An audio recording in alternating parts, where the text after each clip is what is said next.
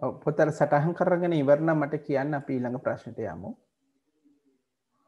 නැත්නම් හරිනම් කියන්න.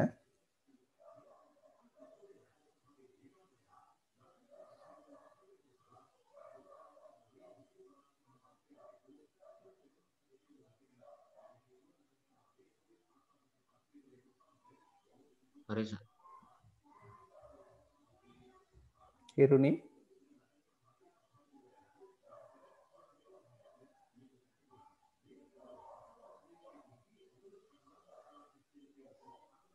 හරි සර්.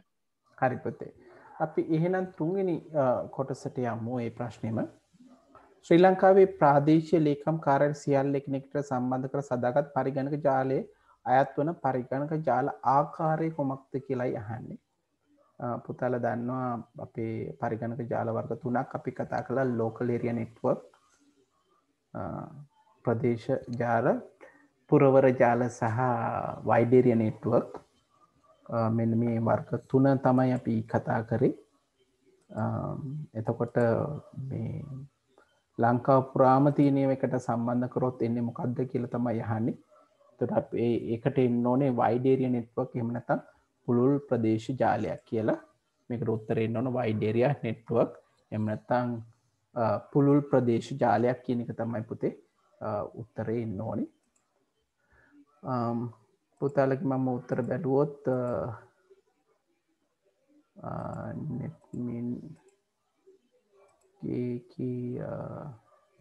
වෑන් කියන එක හරියට දීලා තියෙනවා. ඒක හරි. හිරුනි දුවගේ ගත්තොත් ඔව් පුළුල් ප්‍රදේශ ජාල වෑන් කියලා තියලා තියෙනවා. බොහොම හොඳයි. පස්වෙනි ප්‍රශ්නට යමු අපි. සයුරු නේවාසික පාර්ශ්ව ශිෂ්‍යත්‍රයන්ගේ මුදල් ලැබීම හා වියදම් අතර විද්‍යුත් පැතුමක සටහන් කරයි කියලා තියෙනවා. මේ වාරයේ මුදල් ලැබීම හා ගෙවීම සටහන් කර ඇති පැතුම් පතයි කියලා දීලා තියෙනවා. එතකොට මෙන්න මේකේ මුලින්ම අහනවා මුළු වියදම ලබා ගැනීම සඳහා F4 කෝෂය. මුළු වියදම ලබා ගැනීම සඳහා F4 කෝෂය. F4 මුළු වියදම. මෙන්න මේ මුළු වියදම කියන එකට අදාළව මොකක්ද එන්න ඕනේ කියන එක තමයි මුලින්ම අහන්නේ. මුළු වියදම කියන එක අහන්න. එතකොට මේකේ පුතාලට පේනවා ඇති නේවාසික ගාස්තු තියෙනවා. ගමන් වියදම් සහ වෙනත් වියදම්. මෙන්න මේ තුන තමයි එකට එකතු වෙලා එන්න ඕනේ. එහෙනම් C4 ඉඳන් E4 දක්වා එකතුව තමයි එන්න ඕනේ. එහෙනම් මේක එන්න ඕනේ සමානයි සම් පුතාලා දන්නවා C4 ඉඳන් පටන් ගන්න වියදම් නේවාසික ගාස්තු එතන E4 දක්වා කියන එක පුතේ උත්තරේ විදිහට අපිට ලැබෙන්න ඕනේ.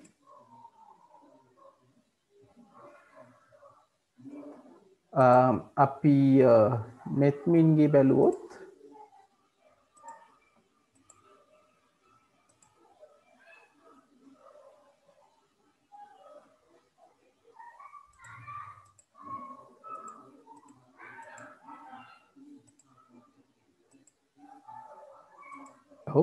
සමානයි C4 දාන D4 දාන E4 උත්තරේ වැරදි නෑ. හරි. හොඳයි පුතේ. ඊළඟට කියලා තියෙනවා දෙවෙනි වාරය තුළ ඇය සිදු කළ ඇති වැඩිම මුළු වියදම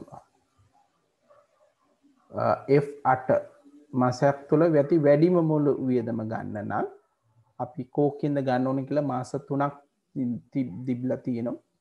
මැයි ජූනි ජූලි වැඩිම අගය ගන්නයි ඕනේ. එහෙනම් පුතාලා දන්නවා වැඩිම අගය ගන්න ඕනේ මැක්ස් වලින්. මැක්ස් අපිට තියෙන්නේ F ආරම්භක අගය තියෙන්නේ 4. එහෙනම් 4 ඉඳන් F6 මෙන්න මේ කොටස් දෙකට යනකම් යන්න ඕනේ. සමානයි මැක්ස් F4 ඉඳන් F6 වැඩිම අගය ගන්න.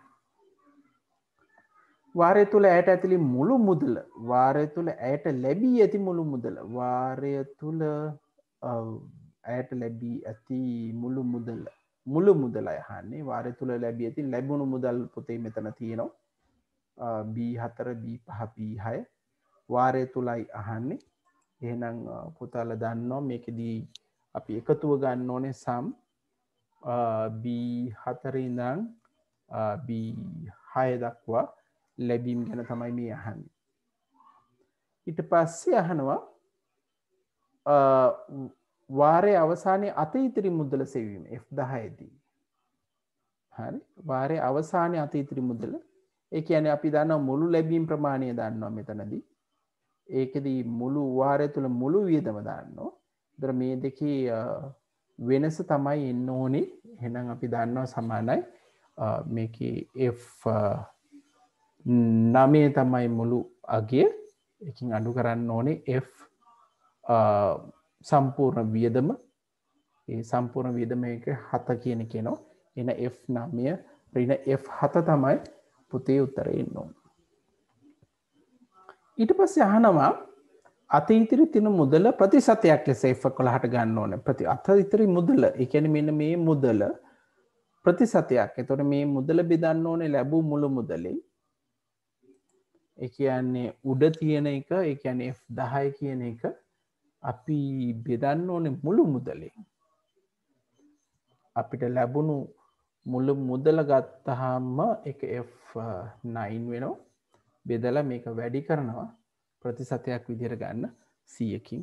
එහෙනම් මෙන්න මේක තමයි උත්තරේ එන්න ඕනේ.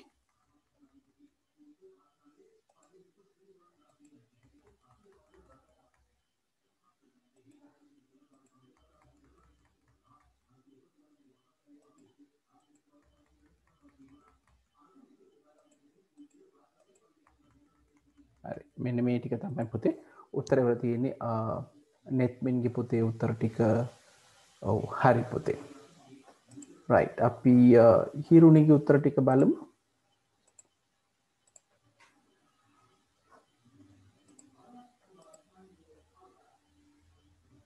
ඔව් හිරුණිගෙත් පළවෙනි එක හරි C4 කියන එක පුතේ අර මේ එන්ට කී එක දෙන්න ඕනේ නැහැ. හිරුණි එක නෝට් කරගන්න එන්ට කී එක දෙන්න ඕනේ. අගේ ලිව්වහම ඇති. මැක්ස් උත්තරේ හරි F4 F8 නෙමෙයි. ඒක F6 වෙන්න ඕනේ නේද පුතේ? හොඳට බලන්න. මට පේන්නේ 8 වගේ එක හරිද බලන්න. දෙවෙනි එකට උත්තරේ හිරුණි නෝට් කරගන්න මැක්ස් F4 ඉඳන් F6 වෙන්නයි ඕනේ. මට පැහැදිලි නෑ ඒක හරියටම ඒක 6ද කියලා. ඊට පස්සේ සම් එකේ ඉන්න ඕනේ දුකේ එකත් චුට්ටක් චෙක් කරගන්න සම් එක එකතුව ගන්න ඕනේ අපි එකතුව ගන්න ඕනේ B4 B6 ඒ කියන්නේ ලැබුණු මුළු මුදල තමයි අහන්නේ පුතේ තුන්වෙනි එකේදී එකත් හදාගන්න ඒක එන්න ඕනේ B4 ඉඳන් B6 වෙනකන් කියන එක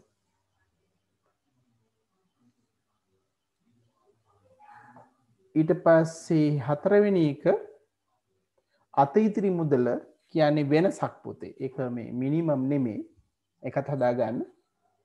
අතීතරි මුදල කියලා කියන්නේ වාරය තුල ලැබුණු මුළු මුදලෙන් අඩු කරන්න ඕන පුතේ වාරය තුල මුළු වියදම. ඒ දෙකේ වෙනසයි එන්න ඕනේ. ඒ කියන්නේ F9න් F7 තමයි අඩු වෙන්න ඕනේ.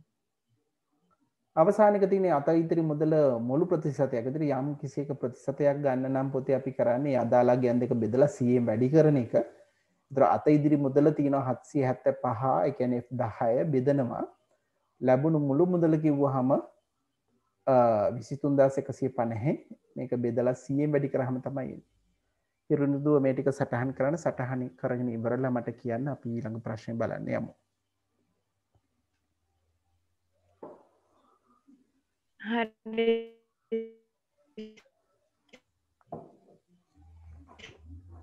හොඳයි පුතේ. අපි ඔව් ඊළඟ ප්‍රශ්නට ගියොත් 6 වෙනි ප්‍රශ්නේ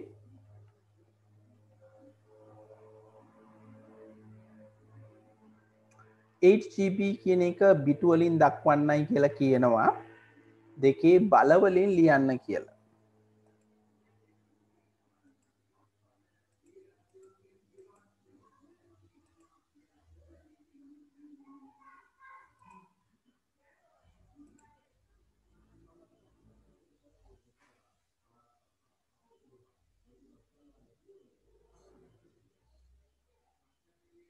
ඔව් හිරුණි එක හදලා නැහැ. නැත්මි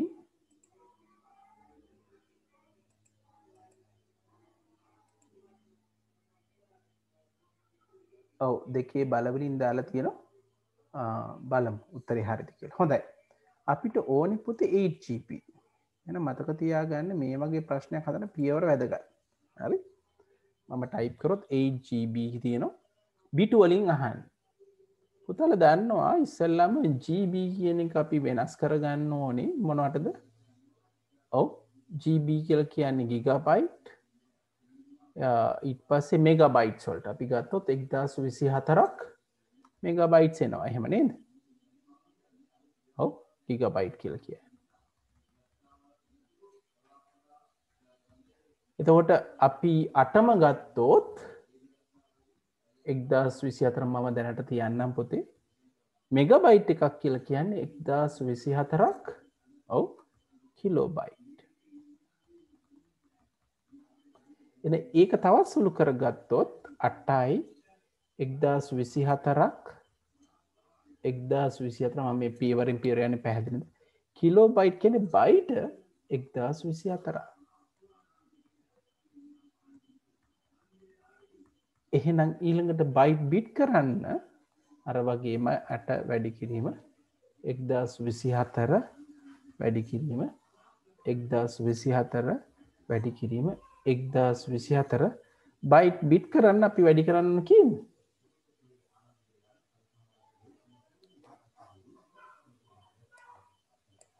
ඕනෙත්මි බයිට් බිට් කරන්න අපි වැඩි කරන්න ඕනේ ඔව් 8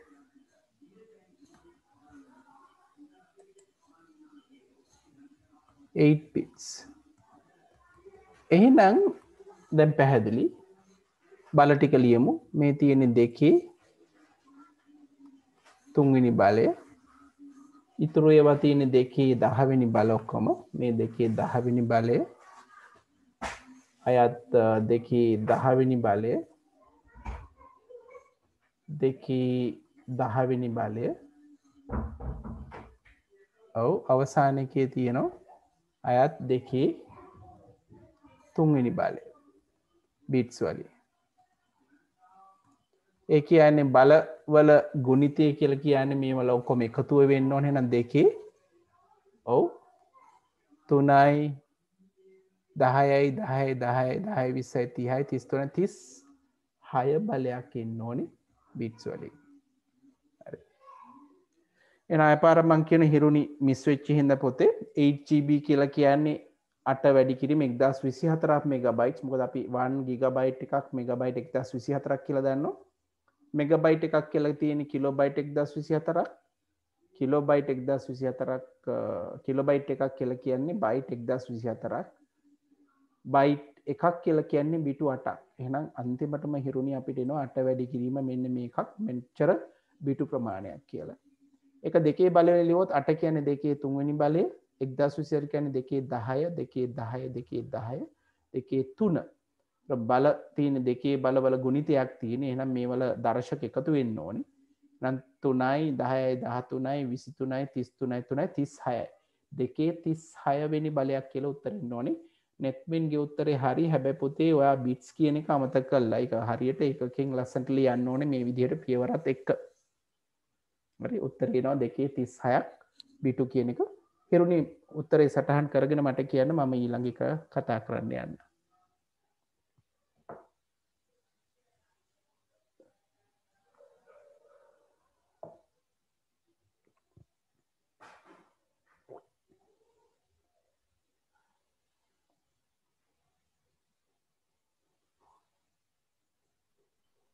හරි සර්.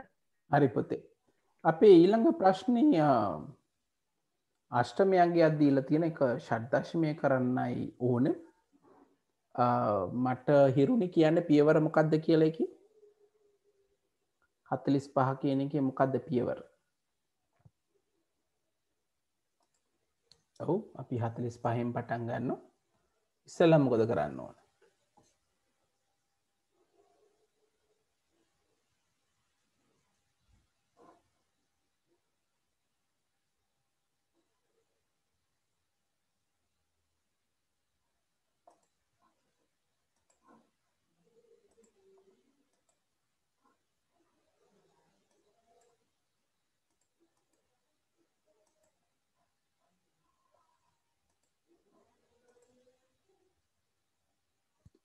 ඔව් හිරුනි. අෂ්ටමයාගේ දීලා තියෙන 45යි. මොකද කරන්න ඕනේ?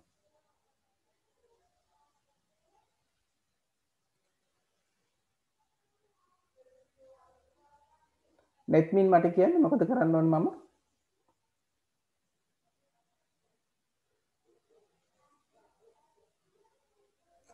සර් මේ 3 කඩා ගන්න ඕනේ. ඔව් අපි දන්නවා මග ඉඳලා. එක අෂ්ටමය සංඛ්‍යාවක් දක්වන්න අපිට බිටු 3ක් අවශ්‍යයි. කියන්නේ දැන් 4 කියන එක අපි බිටු 3කින් දෙනවා. කොහොමද දෙන්නේ? 4 කියන එක ගත්තොත් ඔව් මෙතනදී වෙනවා 1.2යි 4යි. 5 කියන එක එනවා 1.1යි. හරි. එන ඉස්සෙල්ලම අපි කරේ අෂ්ටමයක දිමේ සංඛ්‍යාවක් බවට පරිවර්තනය කරා. හිරුනි මට කියන්න දැන් මම කොහොමද මේක ෂඩ් දශමීය සංඛ්‍යාවක් කරන්නේ?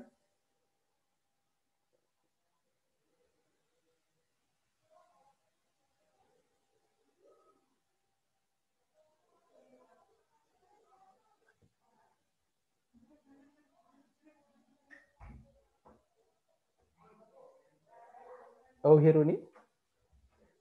දිමේ සංඛ්‍යාව ෂඩ් දශමීය කරන්න මම මොකද කරන්න ඕන?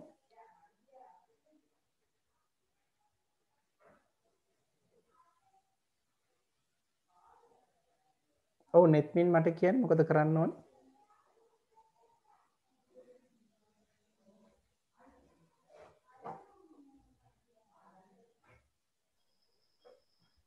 සර් ඒක 4 ගන්න. ඔව් අපි දන්නවා ෂඩ් දශමීය සංඛ්‍යාවක් දක්වන්න දිමේ සංඛ්‍යා 4ක් ඕනේ කියලා. ඒ නිසා මේක වෙන් කර ගන්නවා 4 විදිහට. 4 නැති නිසා මම අර පළවෙනි එකට බිංදු දෙකකුත් දා ගන්නවා. ඒතර මේක තමයි අපිට ලැබෙන්නේ. ඔව් ඊට පස්සේ 4 වෙන් කරගත්ත එක අපි ලියනවා. ඔව් කොහොමද එන්නේ එතකොට 2යි සහ 5. එහෙනම් 45 8 කියන එක 25 16 විදිහට තමයි උත්තරේ තියෙන්නේ. කවුද හිරුනි පුතේ මේකේ පියවර දක්වන්න ඕනේ. මේකේ කියලාම තියෙනවා පියවර දක්වන්න ඕනේ කියලා. උත්තරේ විතරක් මදි. පියවරත් එක්ක සටහන් කරගන්න ඕනේ.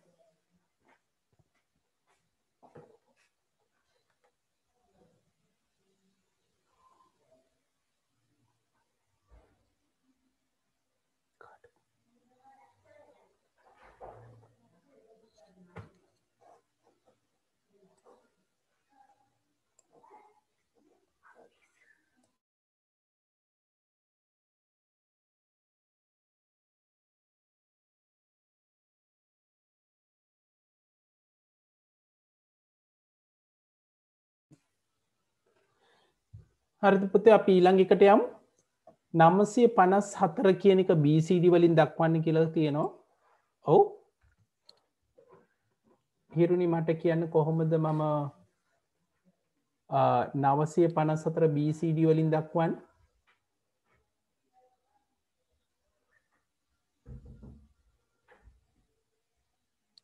netmin මට කියන්න මොකද්ද මේ BCD කියලා කියන්නේ?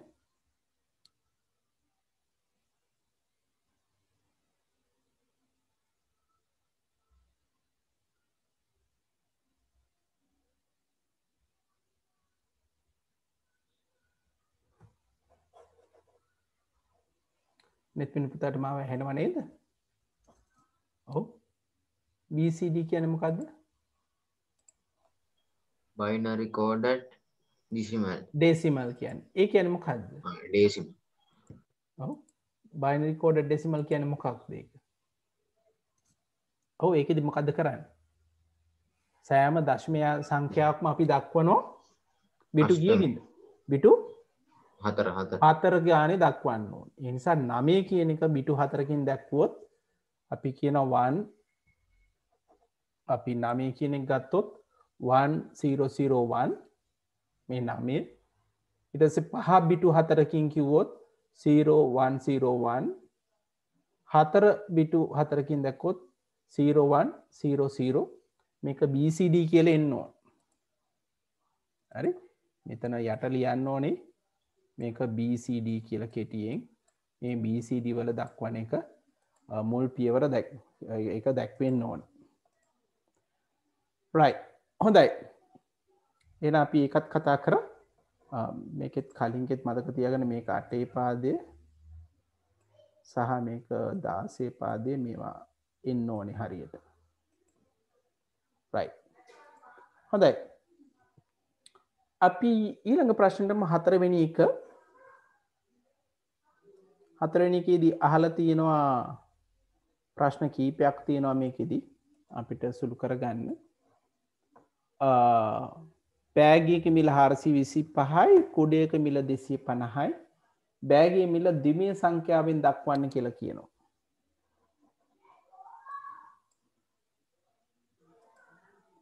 ඔව් බෑගයේ මිල ද්විමීය සංඛ්‍යාවක් විදිහට දක්වන්න කියනවා.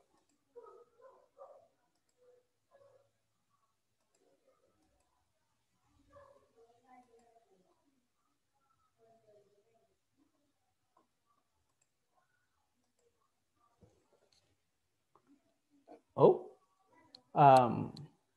අහිරුණගේ මන් දැක්කේ නැහැ පොතේගේ පියවර දක්වන්න ඕන අනිවාර්යෙන්ම පියවර දක්වලාම නැහැ. මෙයාගෙත් එහෙමයි කවුද නෙත් මිනුත් පොතේ පියවර දක්වන්න ඕනේ මොකද මේ දෙක කොටසේ වලදී මේ කරන්නේ කොහොමද කියන එක. අපි දිමේ කරන්න මොකද කරන්න ඕනේ? ඔව් මට කියන්න මොකද කරන්න? අන්න දෙකෙන් බෙදන්න ඕනේ. එන 425 බෙදන්න ඕනේ අපි දෙකෙන්.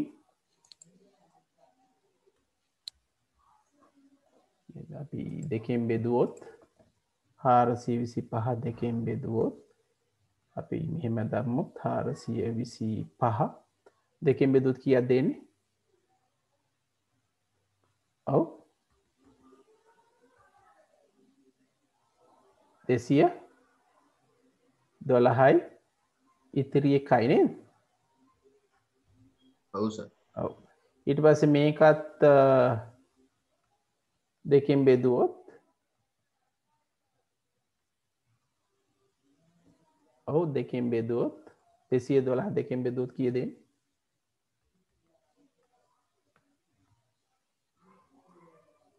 කීයද දෙන්නේ? දෙවරක් 100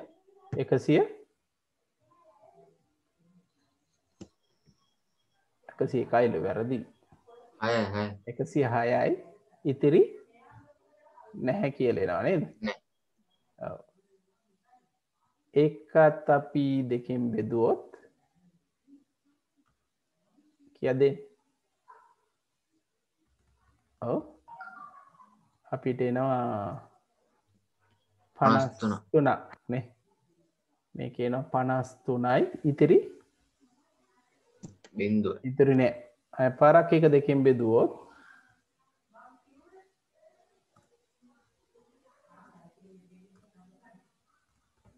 53 දෙකෙන් බෙදුවොත් දෙවරක් කීයද?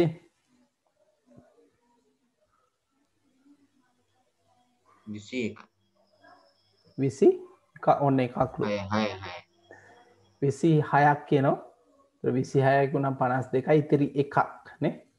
ඉතිරි එකක් කියනවා. මේකත් දෙකෙන් බෙදුවොත් එනවා කීයද? දෙකෙන් බෙදුවොත් 13යි ඉතිරි නෑ. 13යි. ඔව් අයත් දෙකෙන් බෙදුවොත් 6යි. ඔව් 6යි ඉතිරි එකයි. තර මේකත් අපි දෙකෙන් බෙදුවොත් 3යි. ඔව් 3යි ඉතුරු බිංදුවයි. ඒකත් අපි දෙකෙන් බෙදුවොත් ඔව් 1යි ඉතුරු 1යි.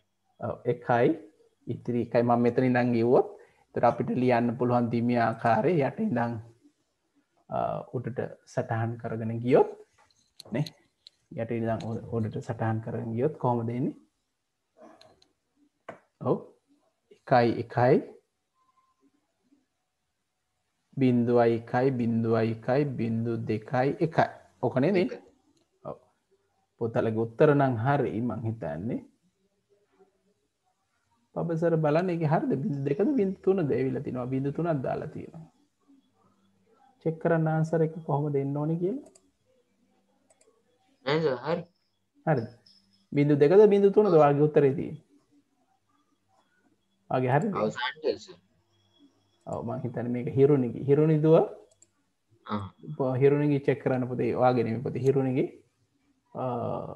උත්තරය ආය පාරක් චෙක් කරන්න. අන්තිමට බිංදු 3ක් දුවගේ තියෙනවා. බිංදු 3ක් එන්නේ නැහැ. ඔන්න මං සම්පූර්ණම උත්තරේ දැම්ම එක සටහන් කරගන්න ඕනේ.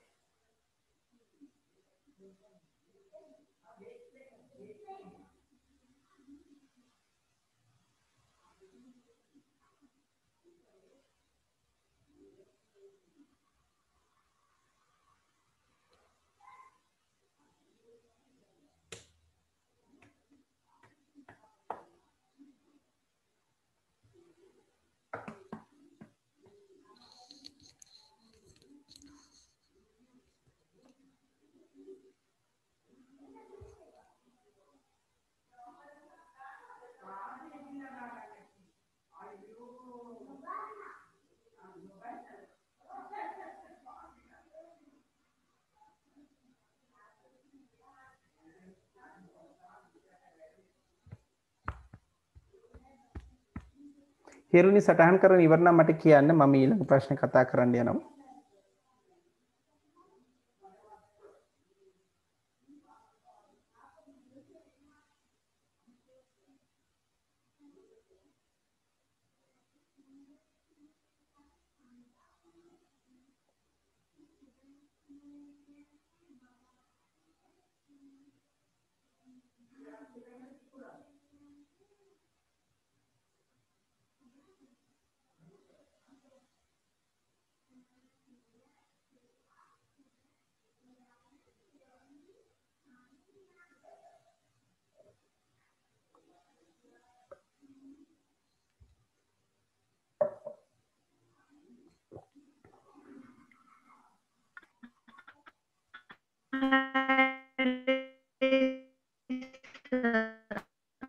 හොඳයි පුතේ අපි ඊළඟ එකට යමු. මම මේක පොඩ්ඩක් වෙනස් විදිහට හදනවා. මේකේ අහන්නේ 250 ෂඩ්දශමීය ආකාරයට කියලා. හැබැයි මම මේකෙදි පුතේ මම දිමේ සංඛ්‍යාවට හරවලා ඉන්නවා.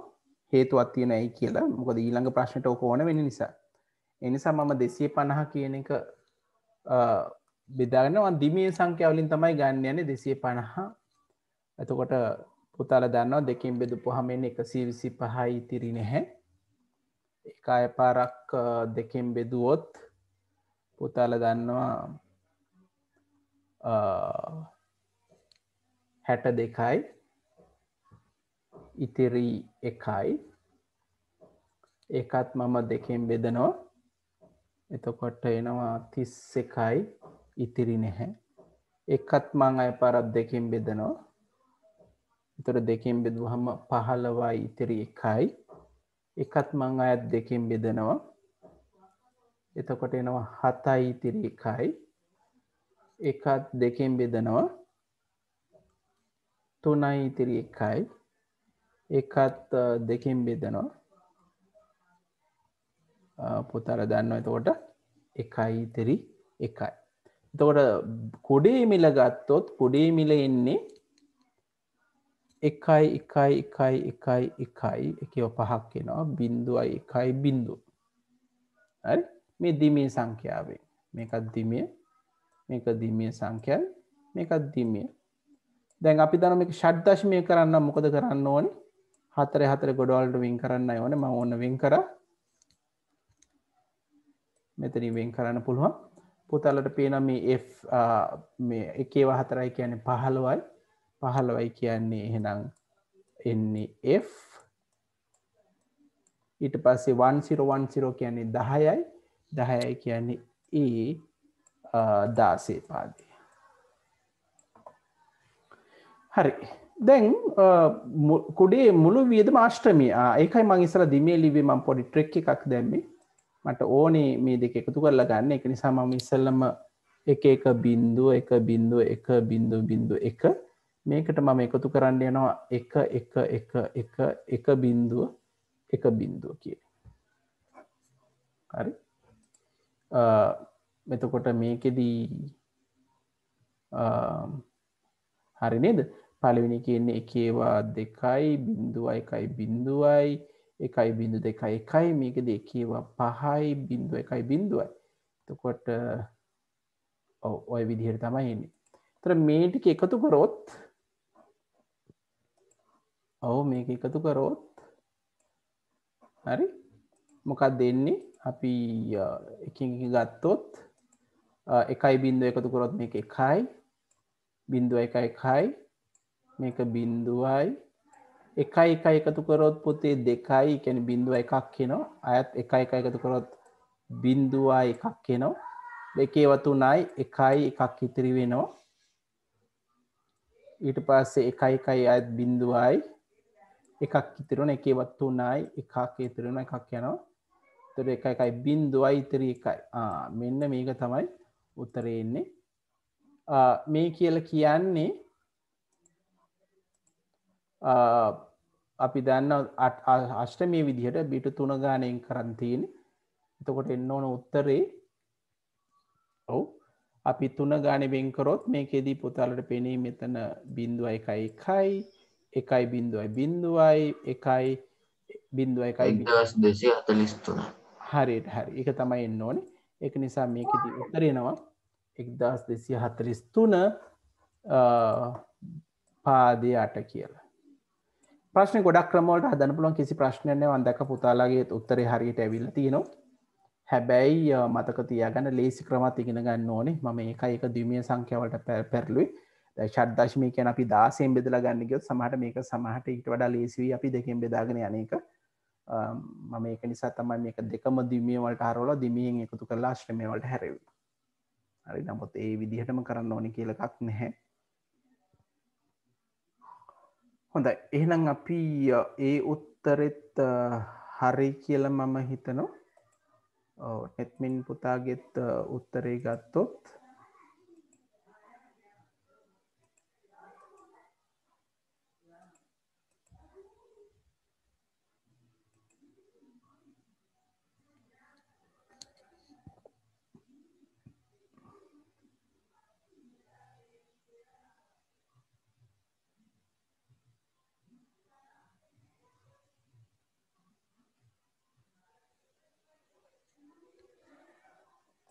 හරි නෙත්මින්ගේ උත්තර ටික හරි. හොඳයි අවසාන ප්‍රශ්නට යමු. 7 වෙනි ප්‍රශ්නේ.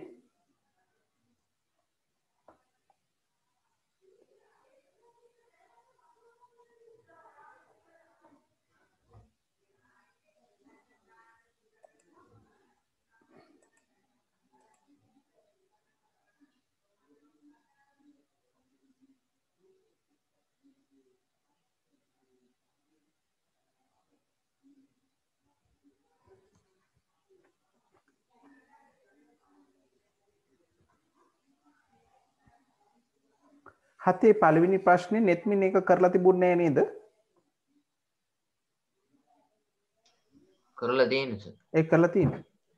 right. ඔව් සර්. උත්තර ටික බලමු එහෙනම්.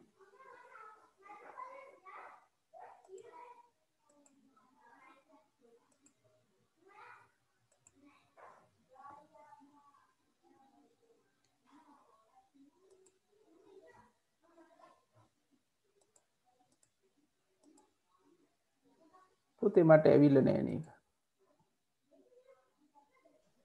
සර් යන්නද නේ? එවන්නකෝ WhatsApp කරන්නකෝ. සර්.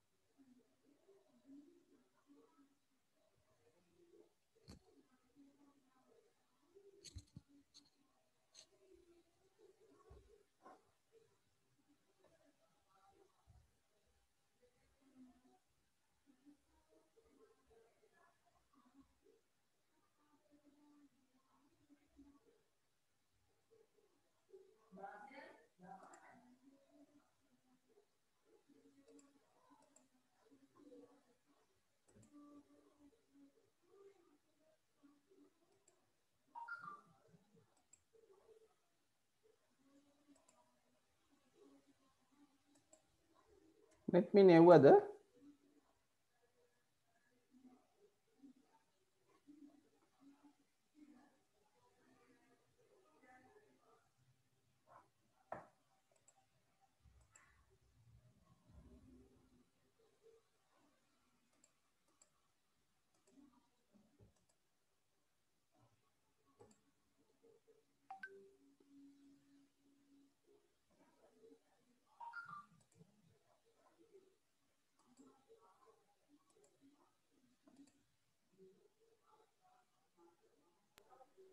හරි සේව්වා.